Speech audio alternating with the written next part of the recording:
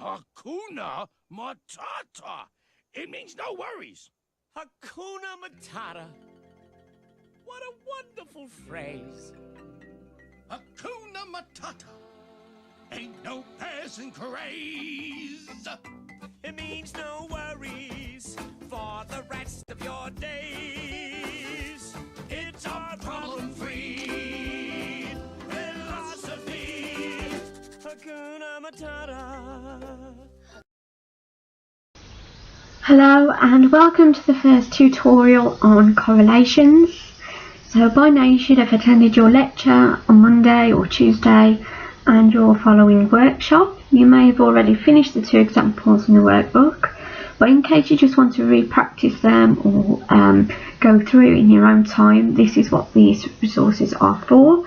They're not a replacement, they are simply just a revision and reinforcement tool. So as you can see here, I've just opened SPSS and I've come up with what you'll first see when you click the icon. So I'll click that. I want to type in my data, press OK,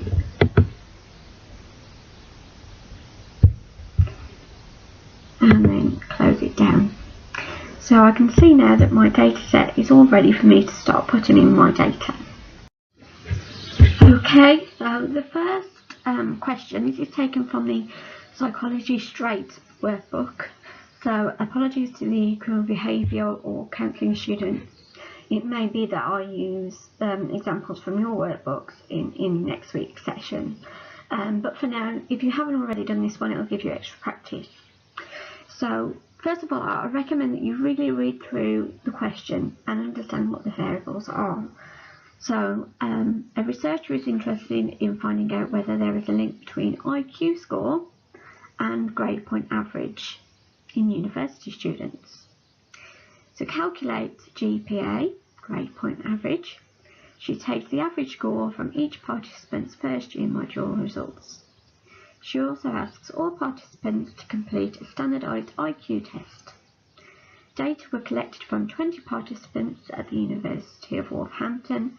The data were as follows. Okay, so what's really clear here is that you start thinking about what the variables might be. So we've got IQ score there, that's going to stick in our mind, and also the grade point average. So we seem to have two variables there that we're interested to see if there is a correlation. Okay, so you can see that our data set is ready. So remember from your first semester that we have two different kind of interfaces on SPSS. We have the data view and the variable view. So the very first thing that we do is we need to tell SPSS what the variables are that we're interested in. So if you wish to pause the video now to remind yourself or just to follow along with me, if you remember the first variable in the study was IQ score. So we're just going to put that in. And SPSS doesn't like spaces, so we have to use underscores sometimes. Okay, so we need to make sure that it's got a numeric variable type category and click OK. That we have it to 1 decimal place. You can have it to 2 decimal places, but it may confuse you a little bit more. And then we need to decide what the measure of data is. So is IQ score measured on a scale, i.e. is it ratio or interval data? Is it ordinal data? So for example, is it rated or ranked in a specific order, like bronze, silver and gold?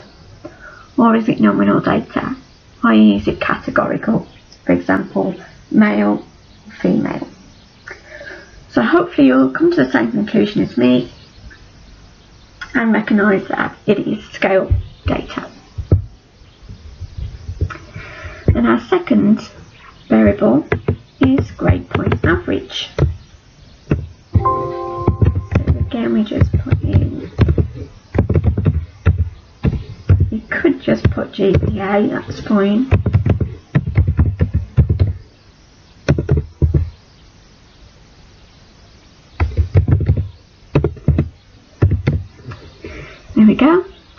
Again, check that it's numeric, just a 1 decimal, 0 decimal place. And again, things were measured on a scale. So there we go. We've told SPSS what our two data sets are. If you look back in the workbook, it'll tell you that the data was measured on a ratio and interval scale, and that means that the Pearson's correlation is appropriate.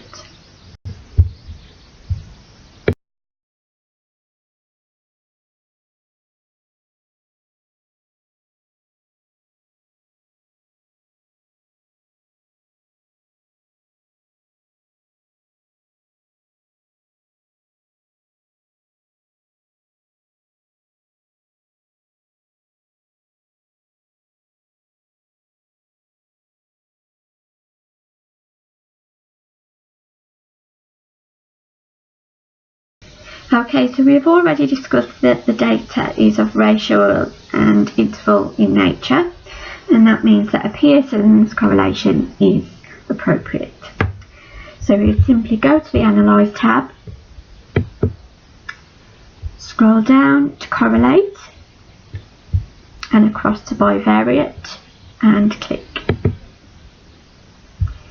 There we can see our two variables, so we would click on IQ score and pass that across, and then click on grade point average and pop that across as well. Now this is extremely important here. We want the Pearson correlation, so we make sure that that's ticked, and then we click OK.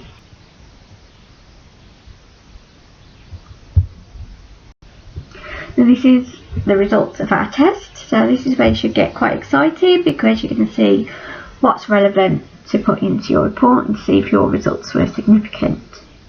Okay, so we've got the Pearson correlation, we've got the significance or the p-value, and then we've got the number of participants that took part. Okay, so we're going to discuss that on the next slide.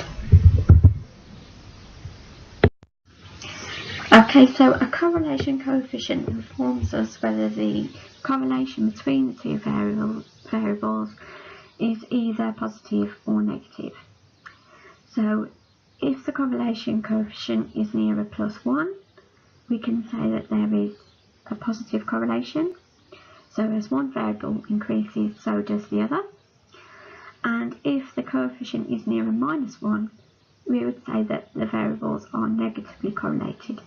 So as one variable increases, another variable decreases. If the coefficient is very, very close to 0, we would conclude that there wasn't a significant correlation. Okay, so if we go back to the output, we can interpret this successfully. So if we look at the Pearson correlation, follow that across, we can see that that is 0.854. So we need to think, is that nearer to +1, nearer to 0, or nearer to -1? So I hope you'll agree that it's a positive correlation. So we're very, very close to 1 there. Next we need to look at the significance value, so the p-value. So remember, if it's greater than 0.05, it's non-significant.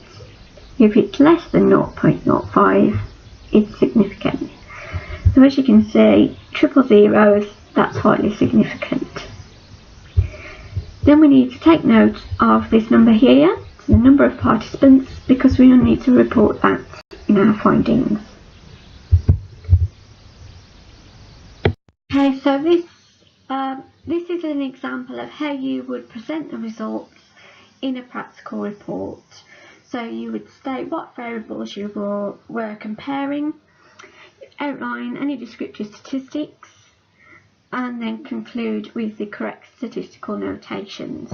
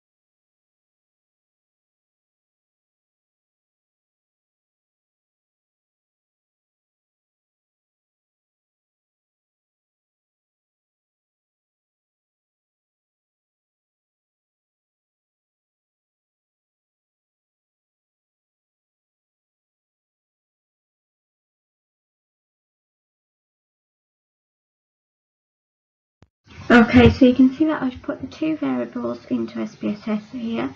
So I've gone on variable view and I've inputted self-esteem and confidence. And because we've looked over the right words and looked and dissected the data, we know that it is of ordinal level. So you can see that under measures, both variables have the label of ordinal.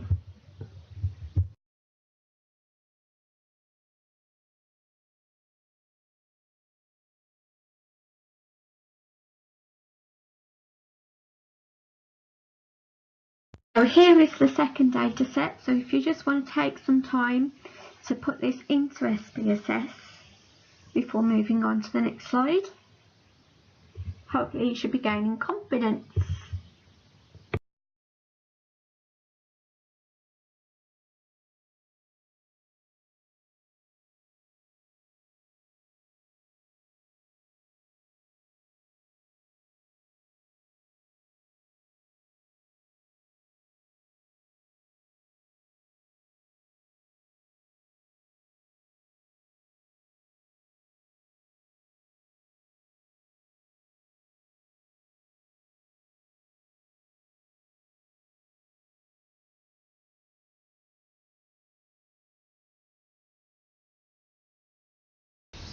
Okay, so again we need to look at the correlation coefficient. To go along, that is 0.746. So you need to think, is that a positive correlation, a negative correlation, or is it near a zero? Then we'll look at the significance value, the p-value, and determine whether this is higher than 0.05 or lower than 0.05. And then n is the number of participants that would take part, and we would include this in the statistical brackets -2, so it would be 32 minus 2.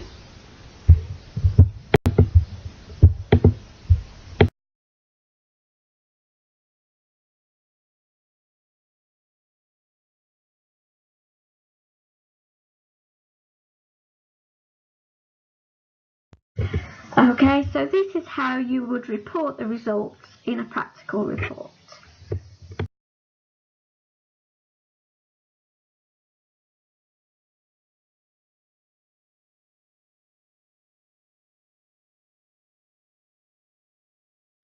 Okay, so that's the end for correlations for this week. I understand there's lots of information there and it's been a while since you've used SPSS. Hopefully the workshops have been incredibly useful to you this week.